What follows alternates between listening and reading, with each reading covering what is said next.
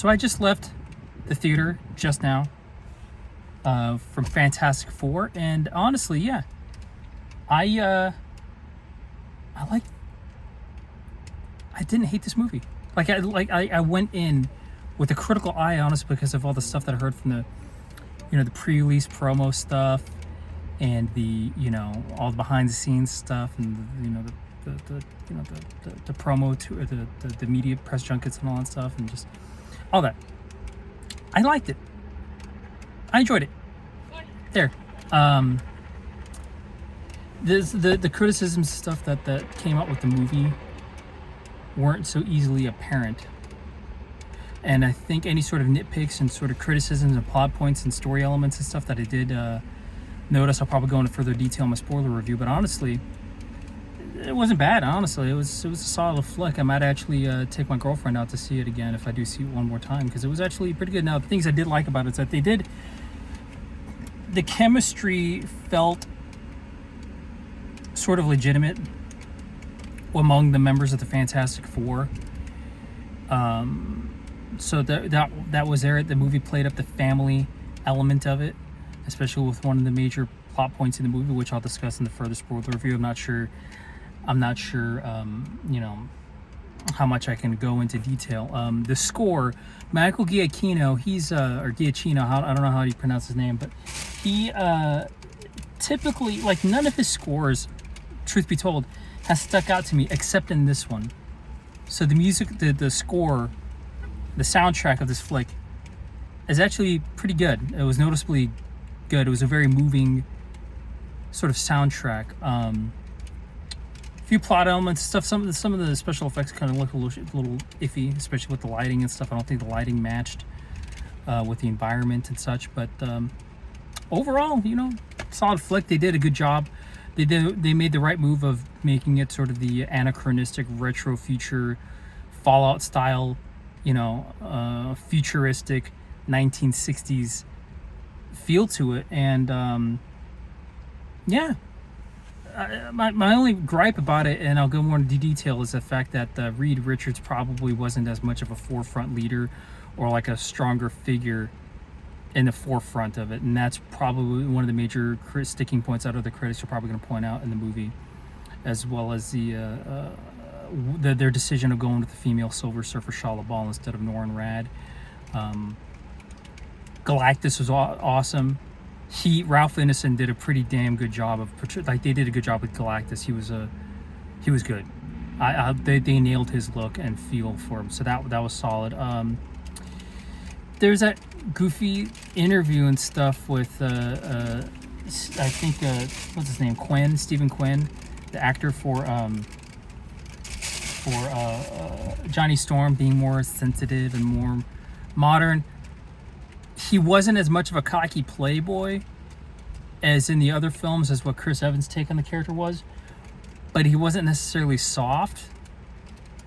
I guess it would have. I guess the character would have come off a little bit better had he gone through an arc. But then again, it's sort of the filmmakers might have implied that he had already gone through the arc, because this movie is not an origin thing. You don't see the origin. They're already established as a Fantastic Four. It does kind of like a Superman style thing where. With the James Gunn Superman, where it skips that and goes straight into the story. Ben Grimm was good. They probably could have added a little bit more gravel to his voice to make him sound like a rock man. But overall, I liked him. Vanessa Kirby was a pretty solid Sue Storm. I guess the weakest of them all, I think, was just guess how soft and sort of more of a backseat that Reed Richards took in the story. Other than that, solid flick. I mean, if you go in without that kind of nitpicks and stuff, you're probably going to enjoy it. So I believe that the same casual crowd is going to come out enjoying this movie as much as they have been enjoying Superman. We'll see how these two movies will stack up against each other in the box office, but I know that this movie has far less problems with it than recent outings with the Marvel, and this is something that Disney Marvel has desperately needed.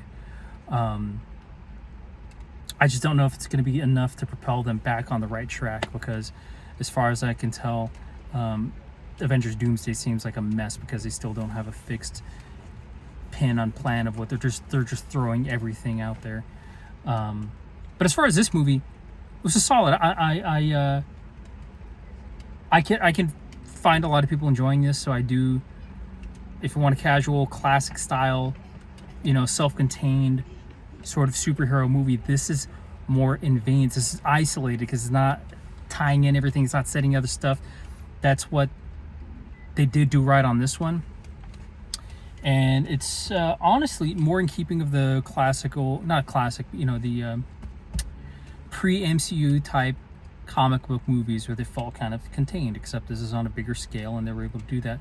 It saw some cool like interstellar elements too in some parts of the movie, but the family element,